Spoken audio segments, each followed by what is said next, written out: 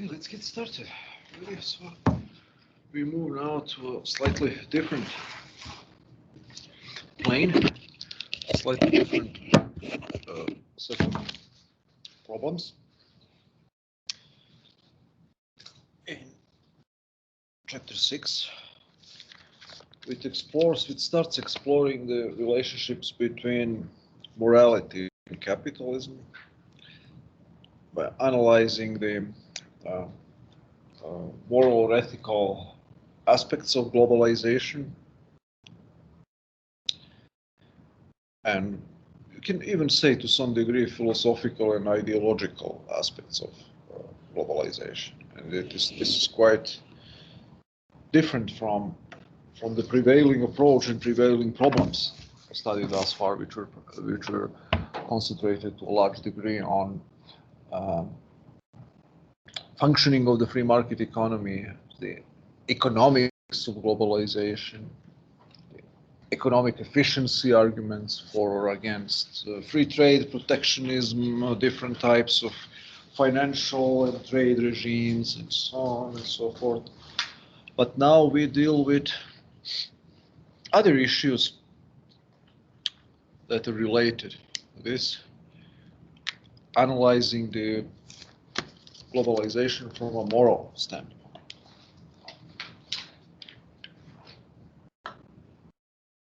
Morality.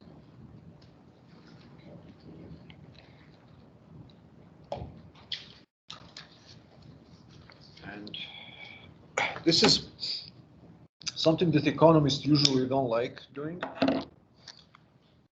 You see, we are going beyond the positive economic theory, going beyond what we can say as value neutral scientists. We don't like, we feel relatively, let's say, uncomfortable in the role of pontificating and arbitrating in ideological and philosophical discussions. But sometimes braver among the economists venture into these areas as well. So Dupac-Lal doesn't shy away from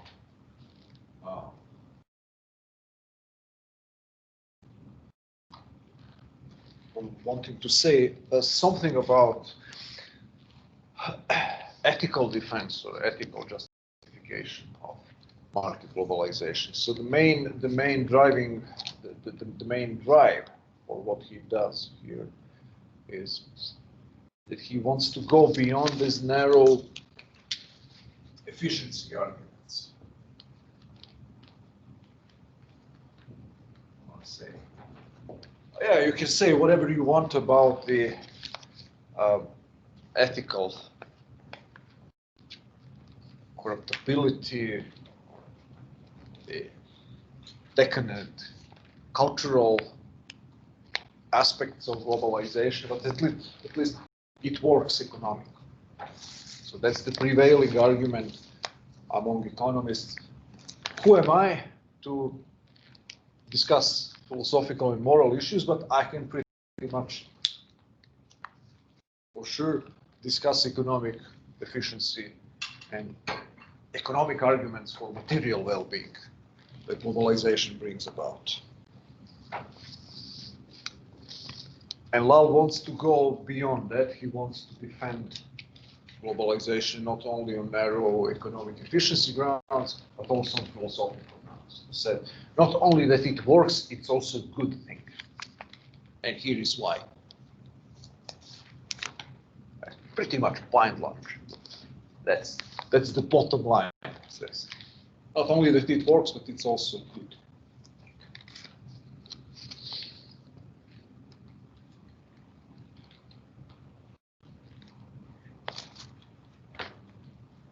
So your thoughts, what are some of the arguments that he develops here? How does he go about arguing that globalization should be not only accepted as an economically beneficial set of arrangements, but also as a development that is good and beneficial for other philosophical and moral reasons?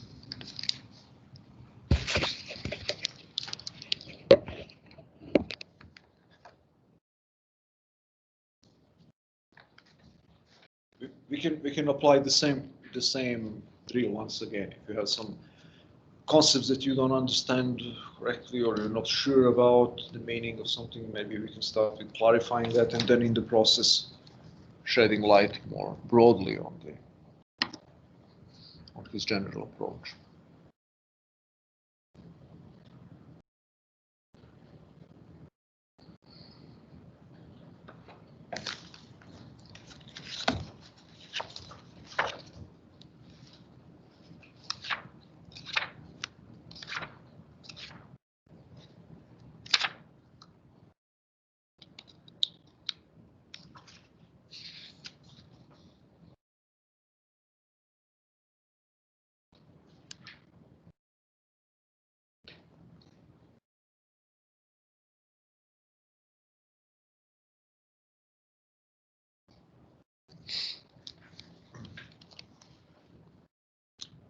So what is the main counter argument against globalization and against capitalism in general, against the modern free market society?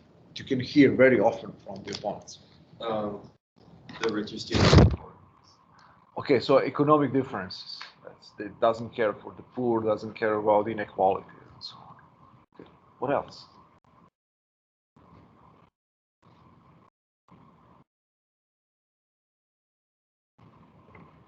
And ethical arguments.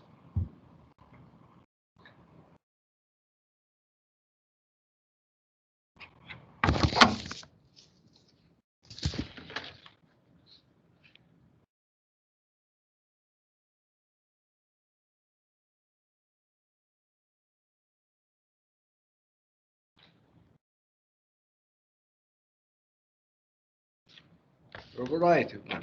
One of them is, what kind of ethical virtues a capitalist society encourages and develops, according to the critics of the market system?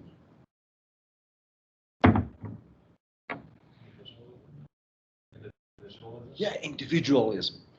So why is individualism problematic? What kind of individualism? Yes, so selfishness. So individualism understood pretty much as egotism. So individualism equals egotism. Selfishness. Disregard for any common good.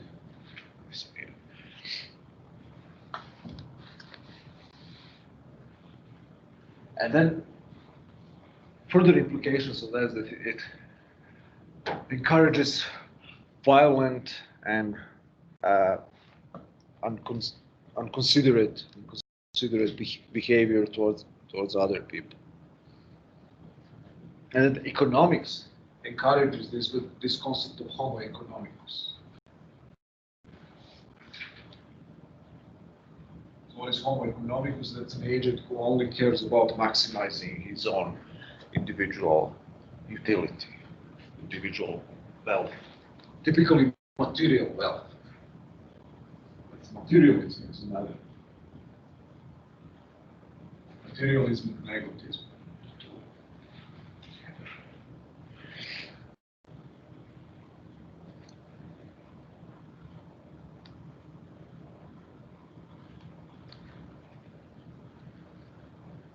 Crucial components of these criticisms. So what Lal says, these arguments are not new. You can hear them from the third world nationalists, people who talk about the alternatives to global capitalism. You can hear them from first world nationalists, but they're for the first time developed. I think he mentions, when was the first time that we got these arguments that modern industrial society transforms the moral landscape of civilization by erasing any devotion to common good and elevating materialism, shallow materialism and selfishness and egotism and this acquisitive spirit and so on. When was the first time that these ideas got wide currency?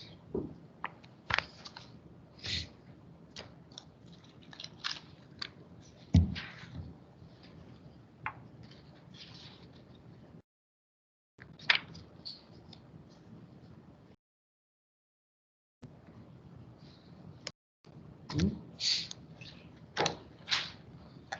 Wasn't it after some council? Was it after like one of the councils? I don't know, did he say that? He mentions at one point actually that these ideas be romantic revolt against industrial civilization, romanticism of the early 19th century in England and in Europe. This idea of going back to nature, going back to the rural life, this anti-city, like the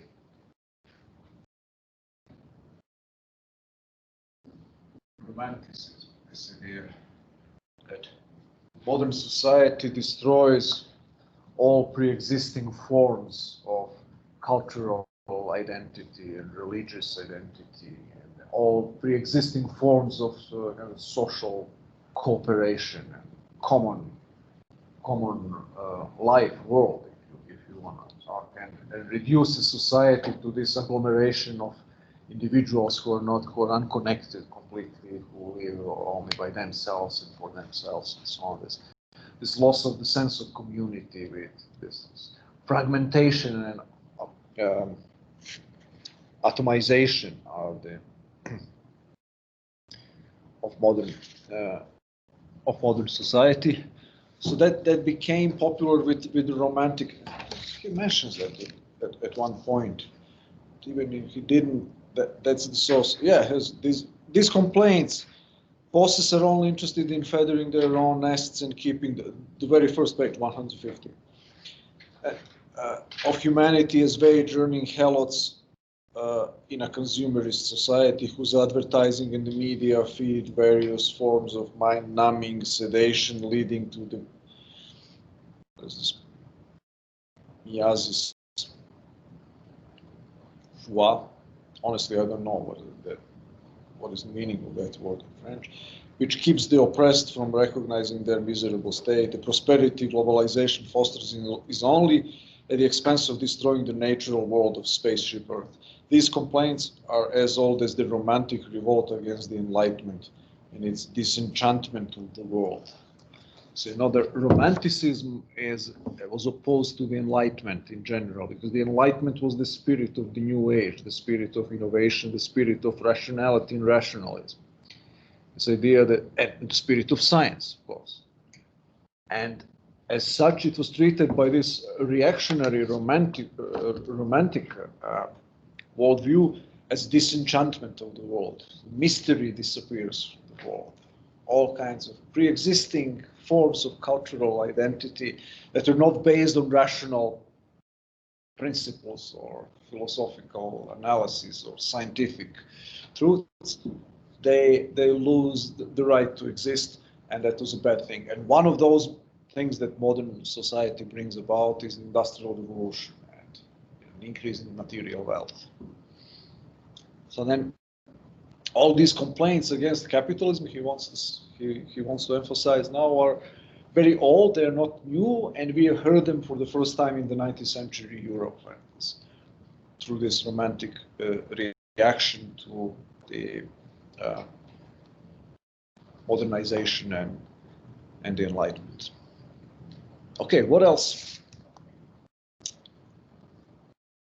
What is the main problem? What is his argument that why capitalism doesn't lead to this uncontrolled orgy of individualistic self-seeking and violence against other people? Why civilization that tolerates capitalism and individual liberty is a peaceful society anyway?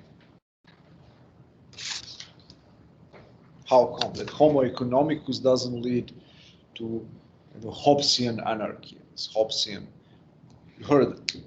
He says at one point that civilization is that Homo economicus, modern man, modern Homo sapiens, is better than is worse than Rousseau's man, and better than Hobbes's.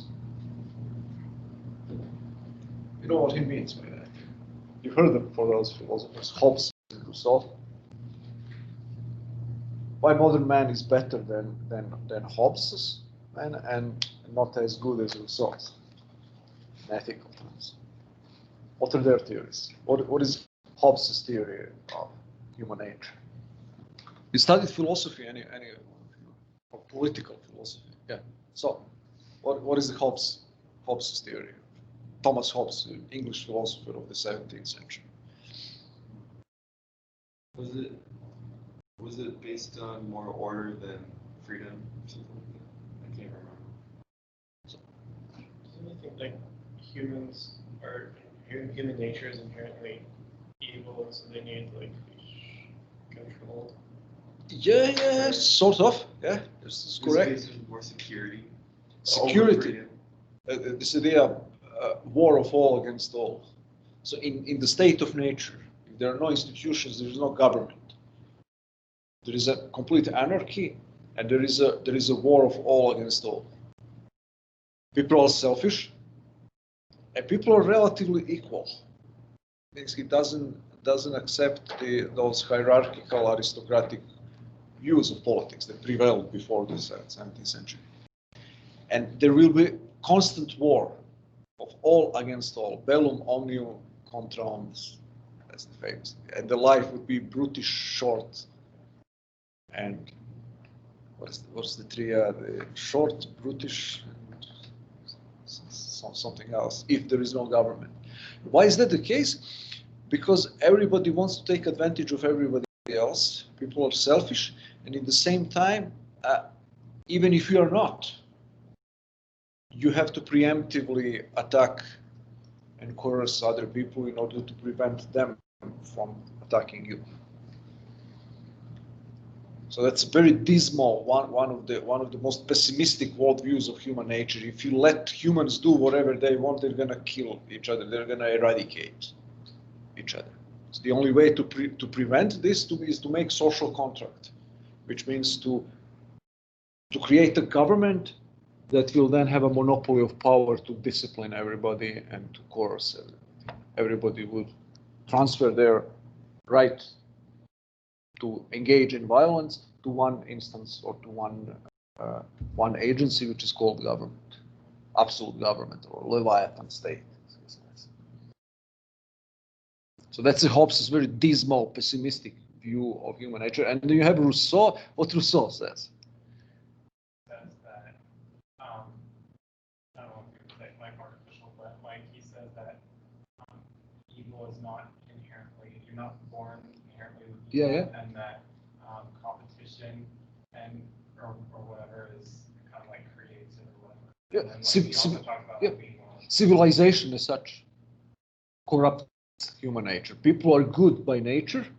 There's this concept of a noble savage. It says that the least morally corrupted peoples are the people who live in jungles. So he liked very much the North American Indians because he considered them to be noble savages. So everybody who is not corrupted by laws, markets, money, private property, even family, religion, government, they're good. So people are inherently good, but civilization corrupts. It's like the same conclusion that like Marx comes to. Yeah, exactly. Marx was very much influenced by Rousseau. Marx was extremely influenced, especially the young Marx. Later, Marx was a more serious guy, was an economist. Actually, he was wrong in economics as well, but philosophically, he was on a stronger footing later on. But the early Marx, who was very popular, was under Rousseau's influence. This idea of alienation, for example, that Marx took directly from Rousseau. Division of labor. Rousseau hated division of labor. That's Marx's criticism as well.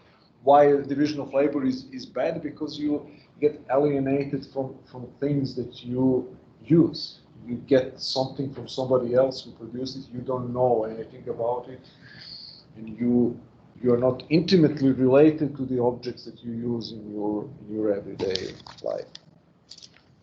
And you don't have the control of the entire process of whatever you happen to be producing. You produce one small component of a car engine. You don't have the concept of the entire engine in your mind. You just work blindly and mindlessly on one small aspect of it. It's kind of this stupefying or what's the term? Degrading character of labor as something that makes people stupid and narrow-minded. So that's Rousseau's idea that Marx took over later on. So this is a highly optimistic and utopian vision of human nature that is uncorrupted in its natural state and then gets corrupted by civilization, from economics to law to politics. All institutions of civilization undermine the good.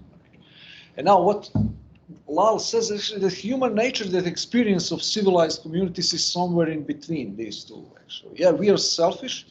We are not selfless and good-natured and non-violent, as Rousseau imagines people were in the state of nature, but we are not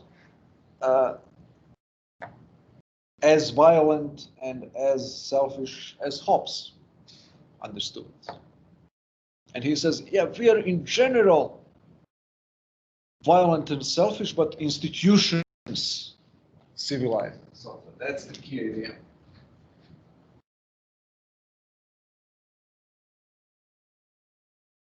Institutions and culture.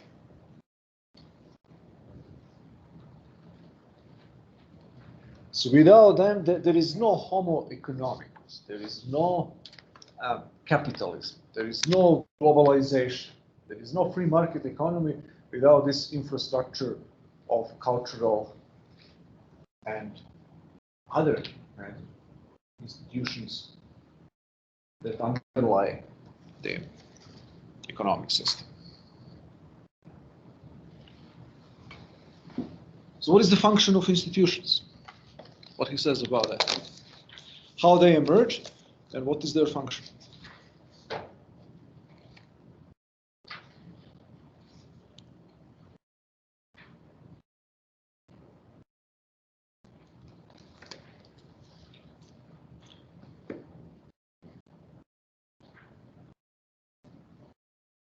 How this, he mentions at one point this prisoner's dilemma. So Hobbes is well known because Hobbesian anarchy is the prisoner dilemma game leads to instability. If the frequency of interactions with other people is low, then there will be lack of trust. There will be the likelihood of violence and coercion will be much greater. So that's why primitive, savage societies are much more violent than civilized societies, because the frequency of repeated interactions are necessary to have trust in other people. If you have never experienced other people, you're probably gonna get scared. Nowadays, you're forced to communicate and cooperate with other people all the time. So these repeated interactions lead to breaking down this prisoner's dilemma game. You know what is the prisoner's dilemma game? It is used very often to explain why we need a government. So you know, two prisoners who are kept. It's a mathematical framework that is used sometimes to describe all kinds of things, from the behavior of different firms in a market economy, to describe behavior of politicians or voters or different citizens in society. So you have two prisoners who are kept separately, who committed a crime together, who are kept separately in two different places and interrogated. And they're offered the same deal. You can talk and confess. If you confess, another guy stay quiet, then you go to jail for let's say 5 years, and he walks. If you don't confess, and he doesn't confess, both of you get smaller sentence. No, if both of you keep quiet, you get a smaller sentence. If you confess but he doesn't, then you walk free and he gets a larger sentence. Now the key here is that keeping the agreement. You have the agreement with this guy. Not reneging on the agreement is the equivalent of keeping peace. So if you decide not to attack other people, you will have a small gain. And if they cooperate in this game, the gain is stability. You're going to get protected. Both of you will be protected against violence and will derive small benefits. But if you decide to apply violence and he doesn't defend himself, you're going to gain more. He's going to lose everything. If both of you decide to apply violence, then you're going to both lose. So then the optimal strategy here would be to try and apply violence against him, because you don't know what he's going to do. You always have to assume that he's not going to behave in a good fashion. That's preemptive strike. So the preemptive strike is a dominant strategy in the prisoner's dilemma game. That means you should renege on the promise. The cooperation leads to small, secure gains for both parties. Reneging on the agreement gets you a larger risk and, in the same time, larger benefit. And you can benefit from keeping the agreement, from not resorting to violence, only if the other guy does the same. So now it shouldn't shock you that in the world in which you have a relatively low frequency of communication with other people, there will not be a great amount of trust. And there will be a great amount of violence. Why the preemptive strike should be the dominant strategy. However, in a society in which you have a much larger density of communication, then it will be much more likely to have the cooperative strategies for in society. So that's why the prisoners dilemma game of the boxing kind is solved by repeated interactions. The likelihood of having a cooperative game instead of conflictual game is increased by the density and frequency of communication. So then that's the reason why, for example, states and peaceful societies emerging the agricultural civilizations. That's something that he mentions. And all the other institutions that are part of civilization merge in the agricultural economic system. Settled communities with a larger number of people. So agriculture was different. What was the first stage of human society before agriculture?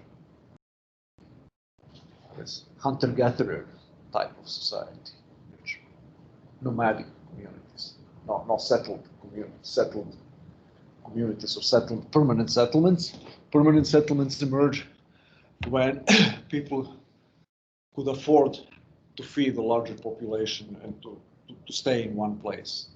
The invention of agriculture was necessary. When was that? When the first agricultural communities were created?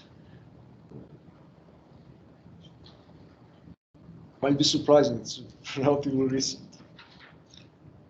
Something like 10,000 years ago. It's just a blip on the radar, just a 1% of our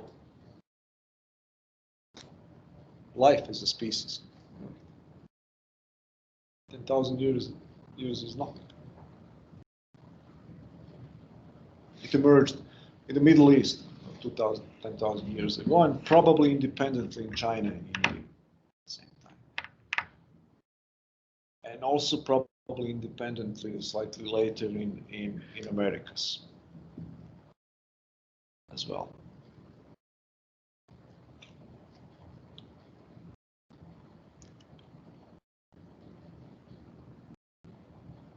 So then he talks about this concept of equilibrium, how culture and institutions, so it's not only the state, but religion and morality, how they emerge evolutionary and gradually to bring the society into the equilibrium.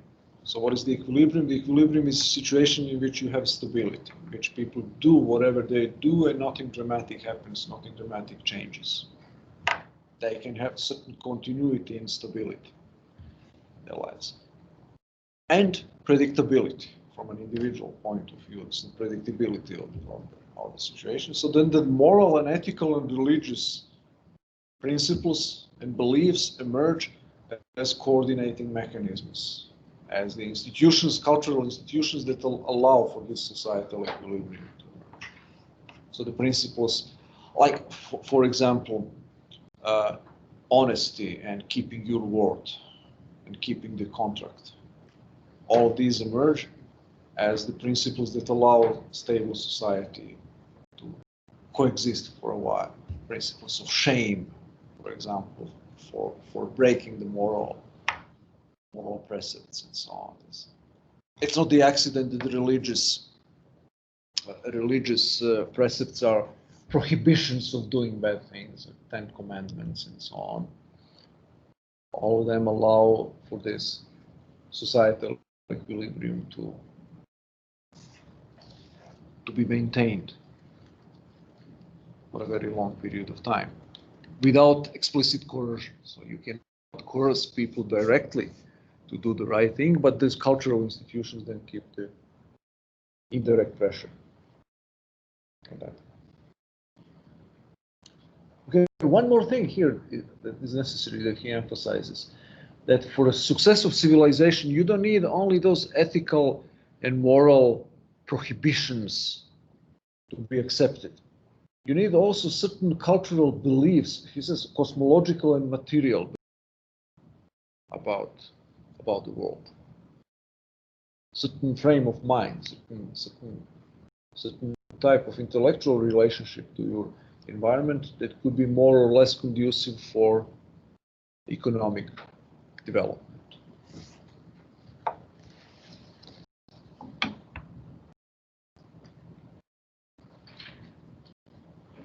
So if a particular society treats traders and merchants as being parasites, it's much less likely to succeed in the economic sense, and vice versa.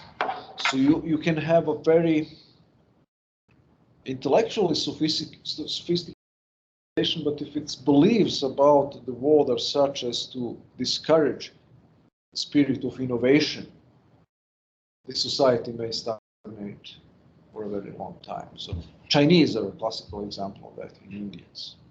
So by any honest measure, when you look at the scientific and cultural achievements of China and India until Middle Ages in Europe and even after the Middle Ages, they were more advanced. In the 15th century, Chinese were much more advanced, and economically they were wealthier in Europe. But certain cultural beliefs that they had discouraged innovation, openness. So Chinese, one idea that they had, one cultural difference between Europeans and Chinese was that Chinese didn't believe that they can learn anything useful from other people. They didn't have interest for Europeans. You know the story of Marco Polo. You know who's Marco Polo? Italian explorer and merchant who traveled to China and wrote a book about his experiences with Kublai Khan and with other Chinese rulers. He was fascinated by this world. So you have the Portuguese and Spaniards and English like traveling all across the world, across the Cape what is the Cape of Good Hope, in Africa finding a new way to India, that's Columbus discovering America and so on. This spirit of curiosity, this idea that innovation is not something that is bad, is a cultural belief that in Europe took root that wasn't present in China as well. So they had many technological inventions that Europe perfected, came from China or from India or from other places, but they didn't have this peculiar frame of mind that was conducive for the economic development. He mentions Catholic Church at one place, that the role of Catholic Church in developing modern globalization. What is that? How did you?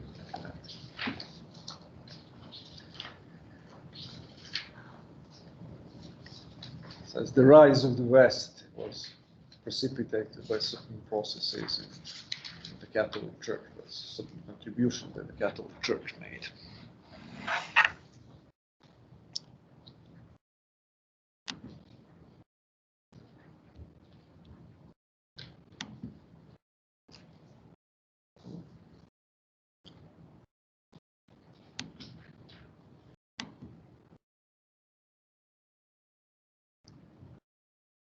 Was part of it just like the relaxation on at least like usury and stuff like that?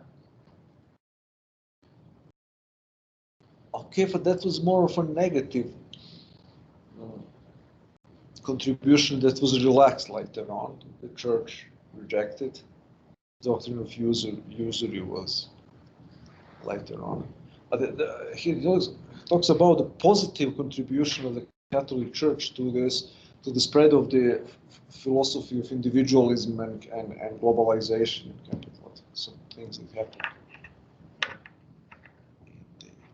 from 7th to 11th centuries. Twin papal revolutions. He mentions Gregory the First and Gregory the Seventh.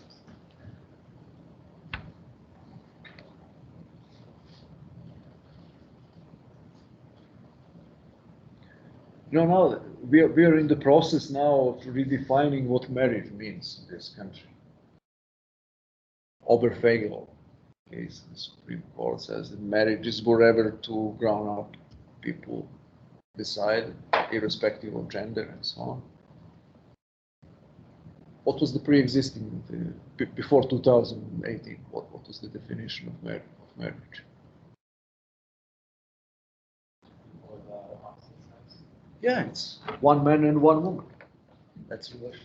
You know when this became the dominant definition of marriage? 7th century. The Catholic Church was instrumental. Syria. Marriage is an individual. You see how crucial important this was. Marriage is an individual decision of two persons of the opposite sex. There couldn't be polygamy, is prohibited. And it's not a decision of somebody else. It's an individual decision. This bringing together love, personal relationship, and marriage at the same time. And of course, the church is involved by blessing, giving God's blessing to this relationship. So the real birthplace of modern Western individualism is the Gregory I reform of the concept of marriage in the 7th century. For the first time in human history, marriage was categorically defined as an individual decision made by a man and a woman to come together into marriage, which is of course blessed and sanctified by the church. So they have the entire philosophy of individualism that later on will come forward was for the first time given a philosophical and theological sanction by the Catholic Church, which is not appreciated enough nowadays. The second revolution was this idea of legitimacy of private property and free enterprise in the 11th century. This idea pursuing material gain, private property, was a legitimate endeavor. And he failed to mention the third papal revolution of the 12th century. What is that?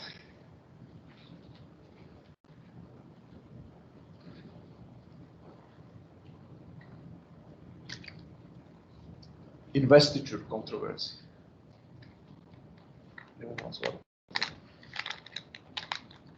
So it was based off between like the state and the church. It was Yeah. just a conflict between religions. Can the emperor appoint the bishops in the Catholic Church or not? And it was solved. It was resolved that cannot. The Pope retains supreme jurisdiction of the Catholic Church, and the Catholic Church is independent from secular powers.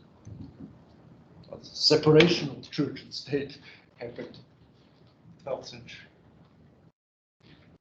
And this is also a unique thing. It never existed.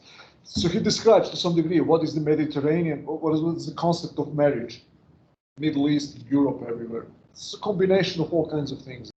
Family relationships, arranged marriages, polygamy was considered normal. Adoption, adoption became only later on legitimate once again. But that was a crucially new idea. That's this exclusive, freely chosen relationship between one man and one woman. That's defined as marriage. And also this idea of secular authorities being separated from religious authorities. You know, in all societies before known in human history, you have this merging of religious and political authority. You have it in India. It's Brahmins are the ruling class, political ruling class. At the same time, they are priestly caste. In China, the same thing. The pharaoh in Egypt is the sun god and the political authority. And usually, political authority is derived from the divine origins. So usually there is a myth about the divine origins or divine sanction, at least, of divine support for political authority. The Oriental despotism of any kind is always Persia, so Turkey is always, there is this close connection. In Rome, in the Roman Republic, Roman emperors, divine Augustus, divine Julius Caesar, and so on. The religious service was always state, so it was the same. The religious establishments were always part of the political system, political authority. For the first time in human history, you have this radical separation. You have secular power, political power, and you have the spiritual power, the church. Church and state is two completely different entities. So this then creates a sphere of autonomy for the individual, a sphere of individual liberty and freedom of consciousness. It doesn't exist. The concept of freedom of consciousness cannot exist without this idea of separation of religion from politics. So spiritual liberty and this idea that the power of the state is limited in any shape or form by any principle. That was unknown as the principle before the 12th century, before this investiture controversy. So these are some of the peculiarities of Western development that were the preconditions, as the cultural beliefs, cosmological beliefs, I can say, that are necessary preconditions for the development of what we recognize as modern society, industrial society, free market type of society, even globalization eventually, and so on. See how you have two approaches when you look at history, when you look at the relationship between economic, material life and culture. One is a Marxist way of looking at things. And Marxist says that there is a material base and society. This is culture, politics,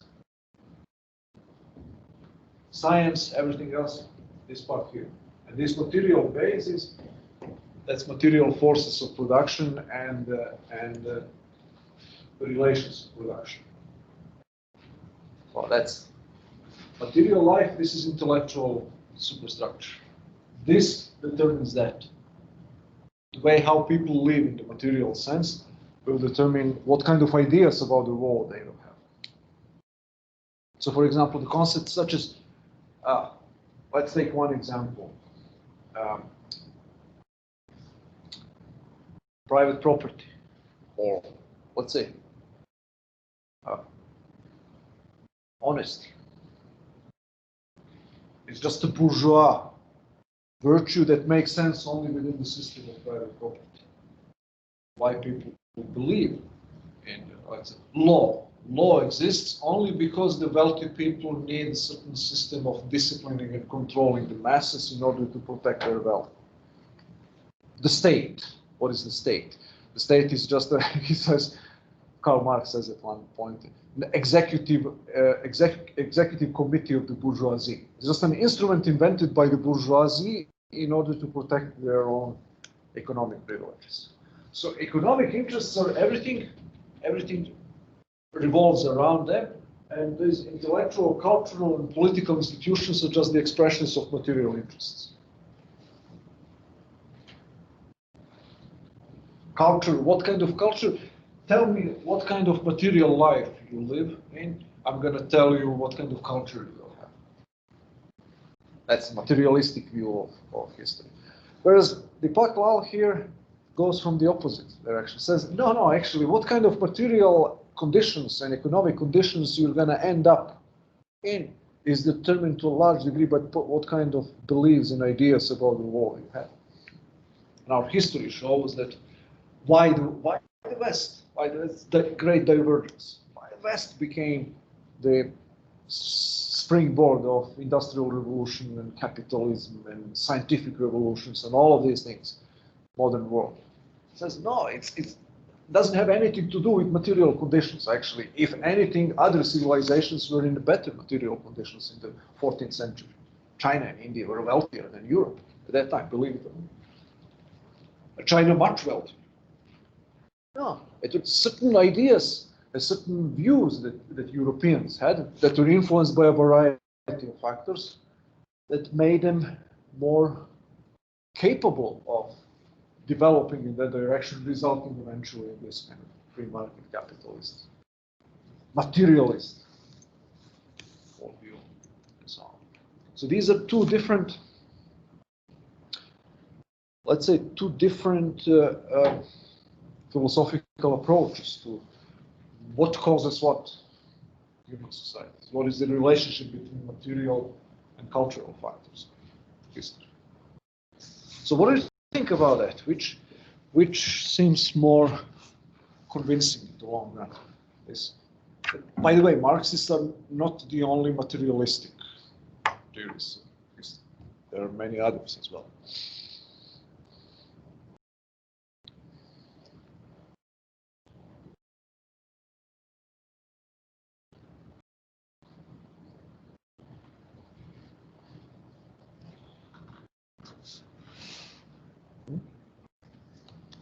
I don't know, I guess I tend to agree, I guess, with the culture.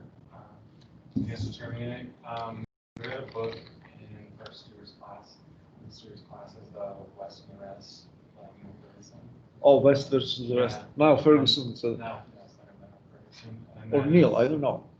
There is this guy who's also modeler for COVID. Remember this guy who made this model for? He's also now Ferguson. Okay, sorry. So, what is the main? One of his points, well, there's like 6 main points or whatever that he kind of like posited or whatever that factors from that cause the West to obviously outgrow the rest. I think one of them obviously was religion and like this kind of like normalizing of the markets and merchants and stuff, like he says, like Lyle says on one of the 6. But another one was competition, I think, and with something like small states in Europe. I think Mhm. definitely had a factor in increasing the Western financial gains and whatnot. But I think because of the competition was allowed by like what you're saying, what you're saying. So I agree with you that your beliefs kind of what you do. So. Okay, very well. Others, what do you think? Do you agree?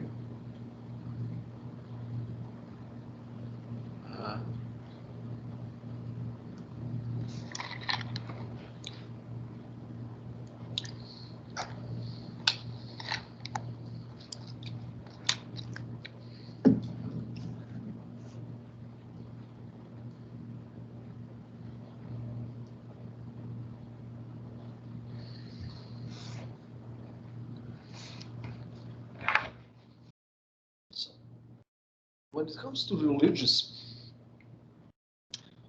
and Lal insists on that as well. What is the most prevalent theory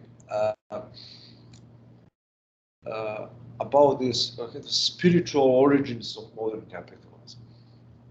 So this is like a more remote causes would be this Catholic revolutions of the 7th to 11th to 12th century, the redefining of marriage, allowing or blessing, sanctifying private property, or separating church and state. It increased the scope of individual liberty and so on.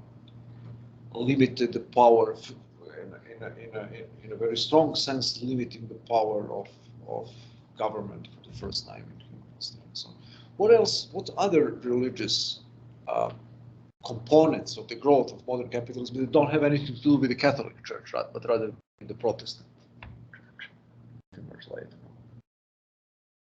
As there is one German philosopher and sociologist, Max Weber, wrote a very influential book about this.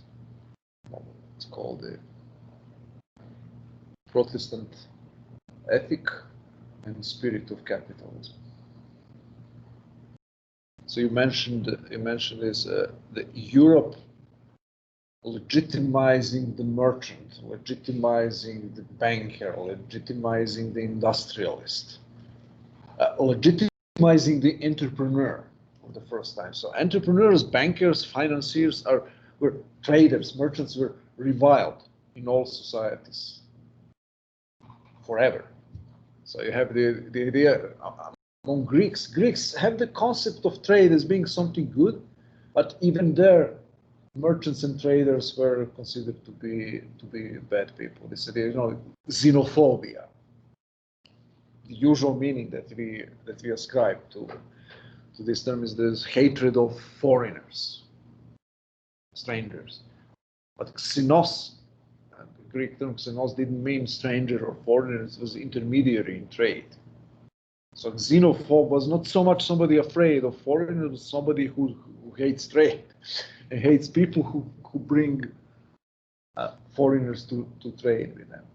So in European society, you have for the first time this idea of normalizing entrepreneurship and normalizing business in the widest possible sense. And Protestant ethic played an important role in that, according to Max Weber.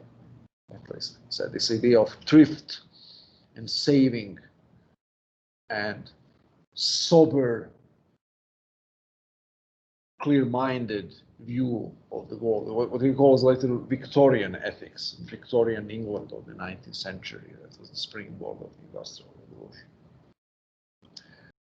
So you have this idea with the gradual secularization of modern world in the early modern period, then the religion adjusted to this, and now this new idea emerged in which work and entrepreneurship could be a way of working towards theological salvation. So that's the main thesis of Max Weber, this idea that worldly success is a sign of that you are on the right track to be saved theologically.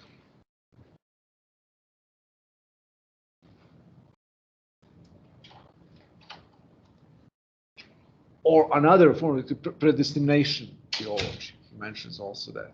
So what is that? Predestination theology. So here you work on your worldly success in business and in labor, and more successful you are, more likely you are to be saved.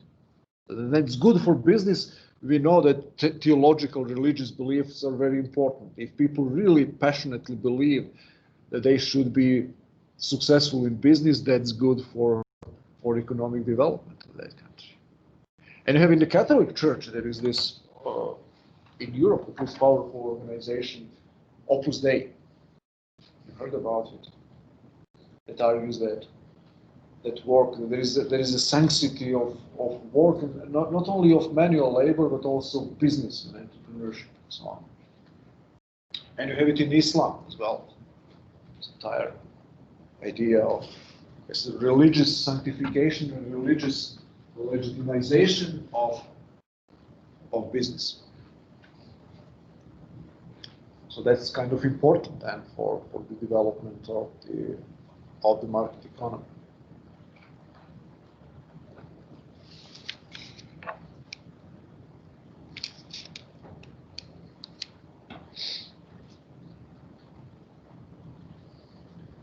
And predestination is also consistent, at least according to Lals view. So what is predestination? That's the idea you don't know whether you're going to be saved. It's an arbitrary will of God.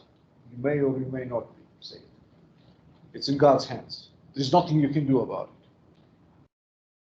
it. If that's the case, then who cares? Then be successful here, you're going to be saved, or you're not going to be saved. The Calvinists are writing predestination, classical predestination. Man, you may get saved, but probably not. There is nothing.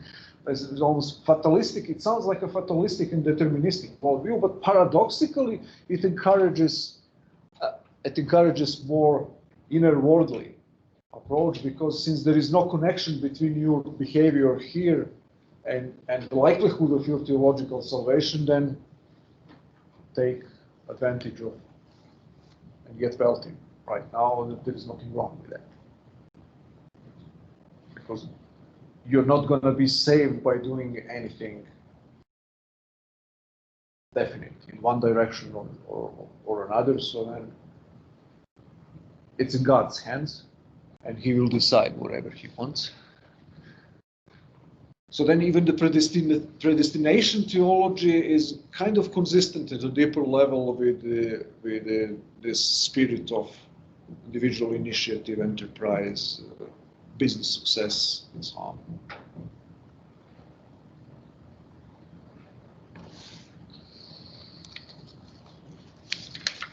So he says something about Nietzsche and the death of God and death of religion in modern Western society. So what do you make of that? And more broadly, what do you think? Is there any relationship between? So we live in an age in which atheism becomes ever more present, and fewer people declare in modern societies to be devout Christians and so on. What do you think about the consequences of that for the material economic infrastructure of society? Is there any relationship between the two? What are the main arguments that different people have about this? Some will say that that's a good thing for the economy, because individual initiative, that people are less absorbed by these whatever impediments or limitations or constraints of religion. Other people will say that it's the other way around, that religious precepts and religious belief is very good for the free market economy. What do you think about this? Doesn't Hume say that, in a quote by Hume, he says that as long as you have like a moral, ethical structure created from these biblical stories and stuff, as long as you still believe in, or you still have that morality and ethics from that you'll still be fine. Is that kind of what he's saying? Yeah, kind of, yeah.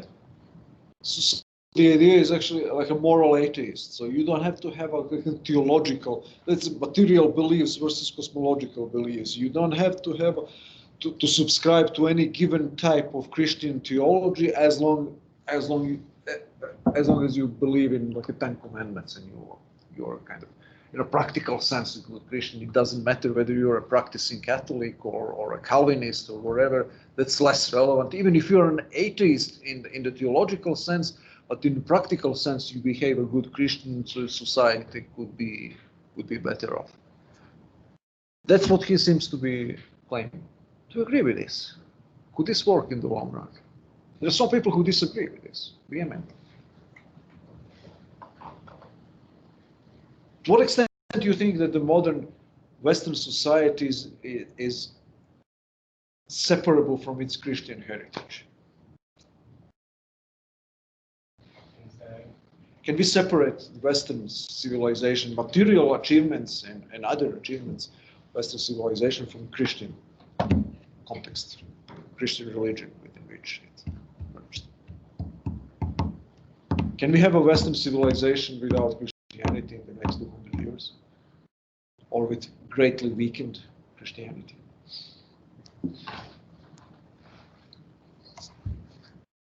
Would that be a good thing or a bad thing, or can we have it? I don't think we can. But like on 152, he talks about how we adapt and we change our social customs. So if we keep changing our social customs with these moral and ethics, like maybe, but I don't think that's would work in reality. Others? What do you think? Feel free to speak up. You don't have to. You have to agree with him. You don't have to disagree. Just think aloud.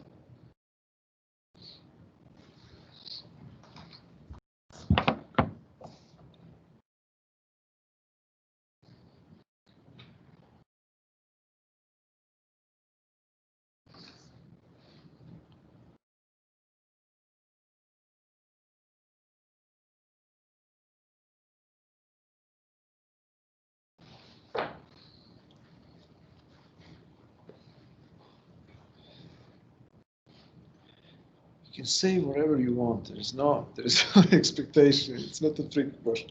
I think he has a point or whatever, because like isn't one of the main factors of political ideology is your parents. You inherit a lot of things from your parents. So that's something goes on.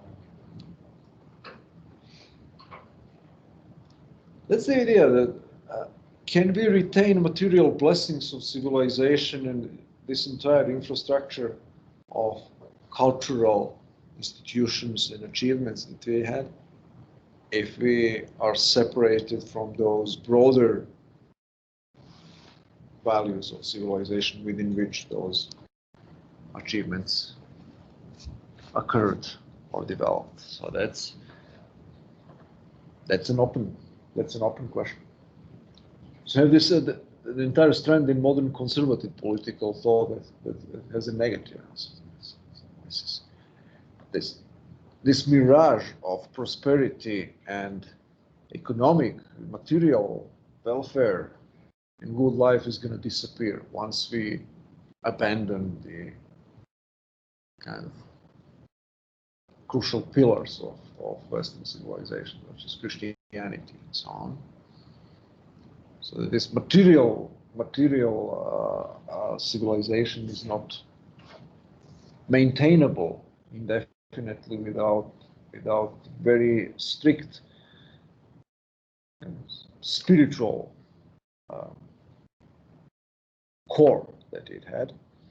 And on the other hand, you have these types like Deepak Lal who believe in this kind of greater elasticity of civilization, that we can survive if we keep the material, practical beliefs and practical behaviors and practical attitudes, even without preserving all the institutions and traditions and dogmas of our tradition.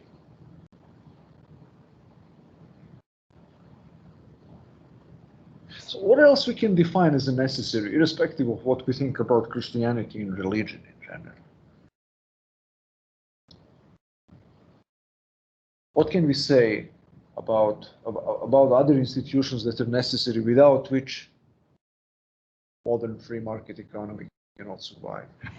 So you mentioned now one of them directly.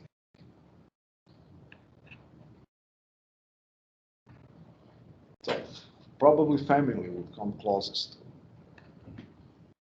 to the status of that. Institutional bedrock of the free market economy. What else?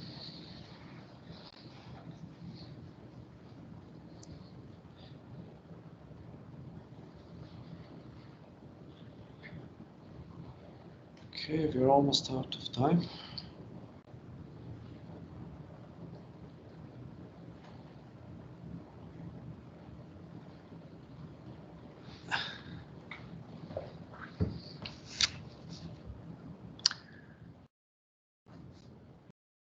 Okay then, folks, if you're not in the mood to chit-chat about this anymore, then let's call it a day. And happy Thanksgiving if you safe travels if you travel. I'll read you just something to just congratulations. Thanksgiving is a special day for turkeys. I guess probably for the most part, not a very good one when you think about it. You know who said that? Thanksgiving is a special day for turkeys, but probably not the best one when you think about it. President Donald J. Trump.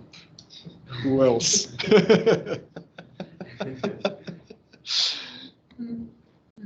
Who else? Okay. Have a nice holiday and work a little bit on your papers. It's my solemn duty to remind you of that. And then I'll see you next Tuesday. For the presentation of papers, I was going to be on. So presentation will be on